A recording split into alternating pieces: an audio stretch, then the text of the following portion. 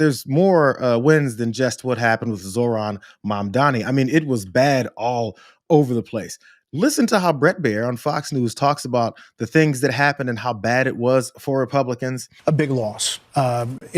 You can say that these states were traditionally blue, but you can also say that heading in, there was some thought that, especially in New Jersey, that Ciattarelli would do better.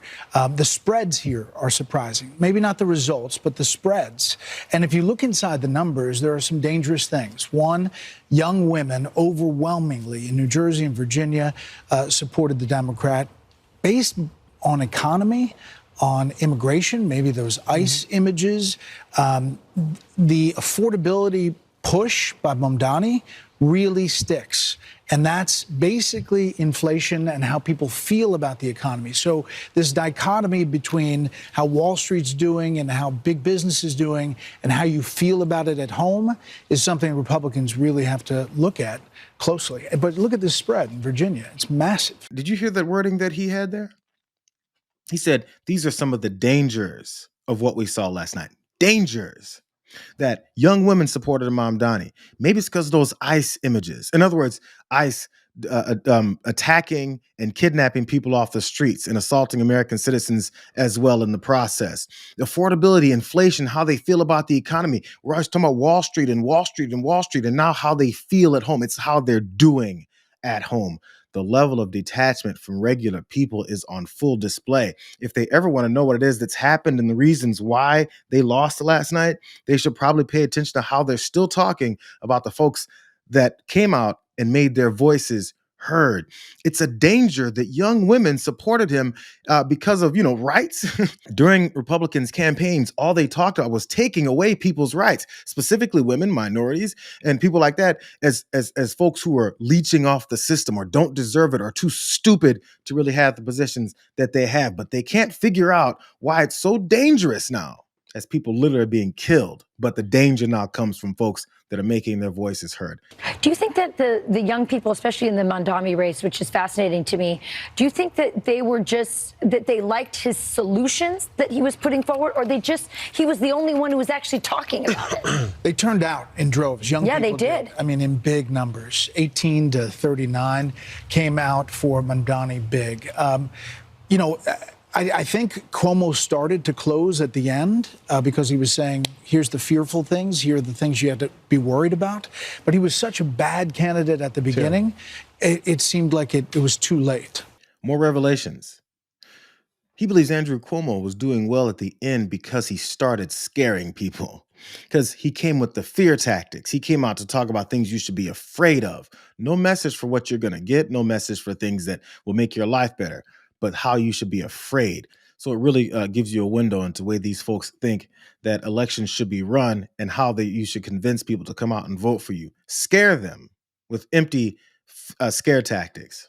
Pay attention. Listen to the way Kilmeade asks this question. What about two things? What about the Hispanic vote? And what about the Hispanic vote as well as the female vote going to Democrats without abortion really being front and center? For the longest time, people thought, well, that was the reason Republicans are vulnerable because the pro-life movement, perhaps women were rallying against that. But that wasn't an issue.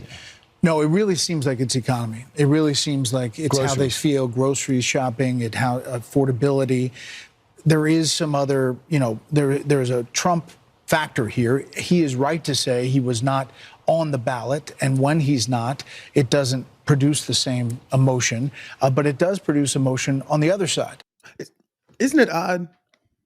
If you ask a question the way that Kilmeade just asked it about how so many women turned out, by the way, overwhelmingly younger folks and including women in general turned out all over the country for these elections. That's why the blowout happened. Kilmeade tried to figure out, abortion wasn't even on the ballot. Why are women out voting? What do they care about? Do they have like wallets or something? Or did their man give them a bank account? Because I'm trying to figure out why they care about the economy suddenly. I thought all they cared about was abortions. And if women care about abortions, and that's the thing that's going to get you to get beat, when abortion types of legislation is on the ballot, why don't you care about their positions? They're still tax-paying Americans with positions and lives that you do not experience.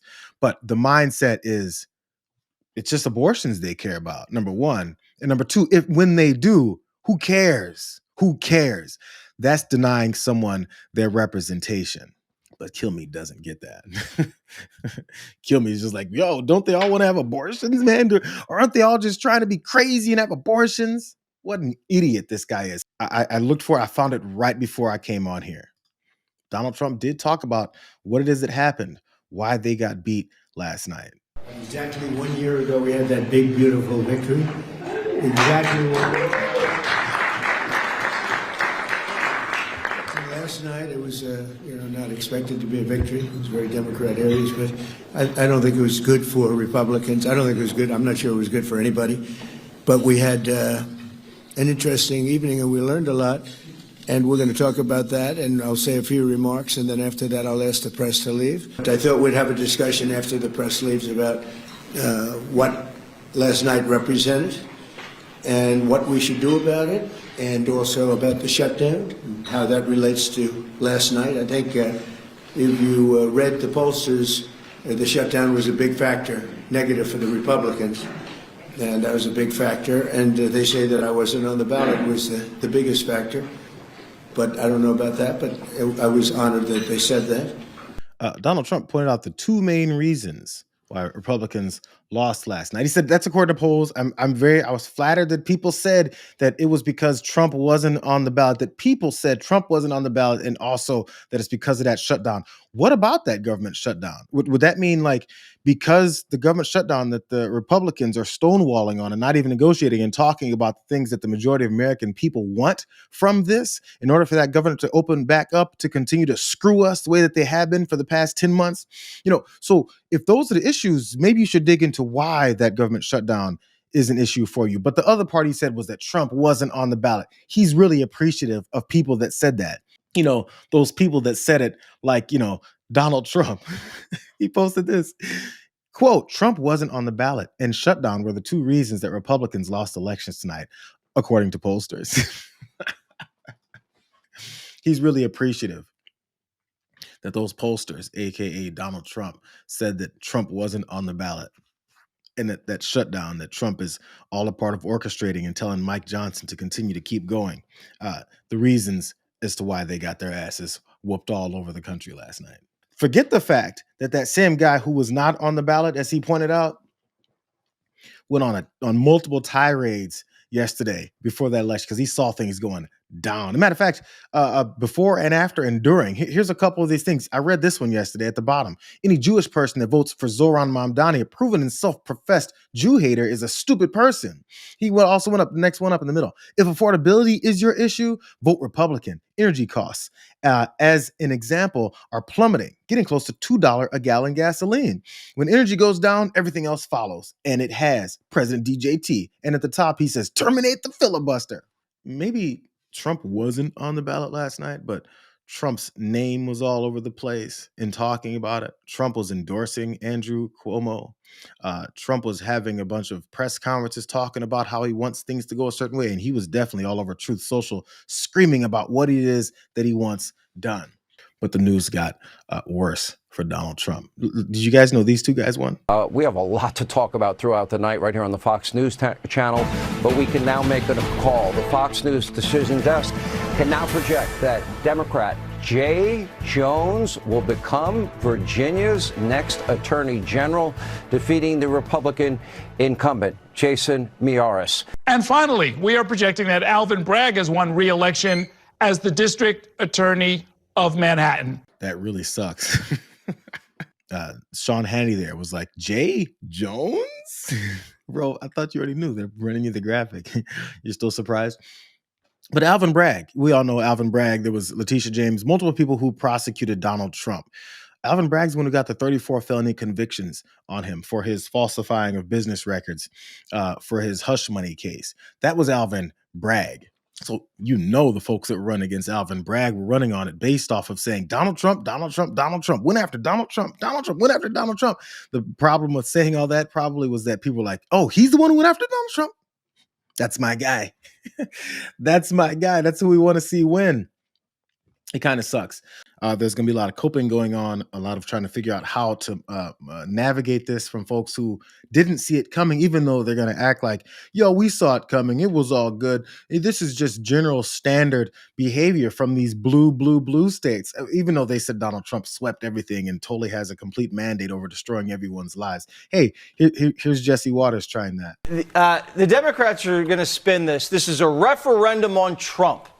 I mean, these are all blue states, is it? They're trying to spin it as a referendum on Trump. Trump, who hasn't stopped talking about how he runs this whole country. He does anything that he wants. Matter of fact, if someone wins like Mamdani in the state of New York, that he's going to withhold funds. It has to be a referendum on Trump. Trump is everything. Jesse Waters thinks Trump is everything. Jesse Waters calls Trump his daddy. So I feel like your daddy should be something that's a referendum on this country, since he says he gets to do anything he wants in that country. It's okay. It's okay to have some self-reflection and try to figure out what it is that you did and the things that you said and the way that you've been governing, if you can call it governing, that helped destroy people's lives where they've had enough of it. Vivek Ramaswamy put his face in it. We got our asses handed to us in New Jersey, Virginia, and New York City. Democrats swept all three. There's two key lessons for Republicans. Listen carefully. Number one, our side needs to focus on affordability. Make the American dream affordable. Bring down costs, electric costs, grocery costs, healthcare costs, and housing costs, and lay out how we're going to do it. And number two, cut out the identity politics. It doesn't suit Republicans. It's not for us. That's the woke left's game, not ours. We don't care about the color of your skin or your religion. We care about the content of your character. That's who we are. So there's Vivek Ramaswamy, I guess, giving his cold, hard facts about why they got their ass kicked, which he said they got their ass kicked. So cool. I hear you. Except it has all this to do with still trying to bash the folks that are trying to represent Americans. We don't do identity politics. Maybe you should reflect and see when you were into all that identity politics that you said you just started in. You know, the white supremacy of those identity politics that they've taken part in, where they say they're better than other folks and other folks don't deserve opportunities, a chance to live, none of it. Maybe that's what it is. Or in all the populist talk that he was going through, all those messages are things that they said during the campaign. All those messages are what the current president said he was going to take care of. And then the main part, which I'm not sure if he really took in, even though he said it. You say all those things and then give a plan of how you're going to do it. So if you're going to give a plan of how you're going to do all this populism that you said you're going to do, maybe you should consult with Mike Johnson and ask him, maybe you should stop lying on TV every day. Maybe you should stop going in front of cameras and standing behind podiums and saying that you have healthcare plans before you don't have a healthcare plan, when you have no interest in having a healthcare plan. So in order to have these plans laid out that you said you have to have for this populist plan, maybe you should start thinking of them rather than ways to divide and say that you're better than someone else who participates in identity politics. I have a different type of declaration of what it is that these Republicans had an issue with last night. Donald Trump said it best. They don't know what the they're doing. Do you understand that?